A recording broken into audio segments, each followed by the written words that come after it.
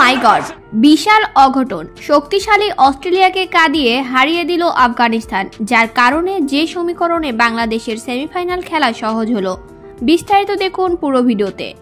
দর্শক, টি-20 বিশ্বকাপের সুপার 8 ম্যাচে মুখোমুখি হয়েছে আফগানিস্তান ও অস্ট্রেলিয়া।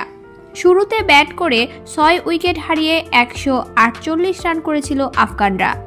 আর এই লক্ষ্য নিয়ে ব্যাট করতে নেমে শুরু থেকেই দাপুটে ব্যাটিং শুরু করেন অস্ট্রেলিয়া।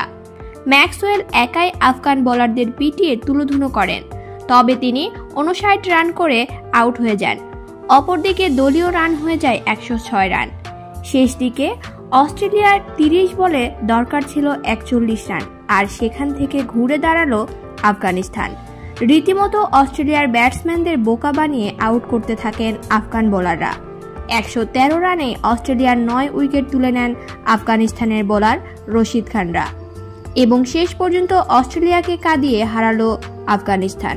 এদিকে অস্ট্রেলিয়ার হারে ভাগ্য খুলে গেল বাংলাদেশের, কেননা অস্ট্রেলিয়া যদি ইন্ডিয়ার সাথে হেরে যায় আর বাংলাদেশ যদি আফগানিস্তানের বিপক্ষে বিশাল ব্যবধানে জিততে পারে, তাহলে রান রেটে এগিয়ে সেমিফাইনাল খেলবে বাংলাদেশ। কেননা তখন অস্ট্রেলিয়ার ম্যাচ জয় থাকবে 1 ম্যাচ আর বাংলাদেশের জয় থাকবে 1 ম্যাচ।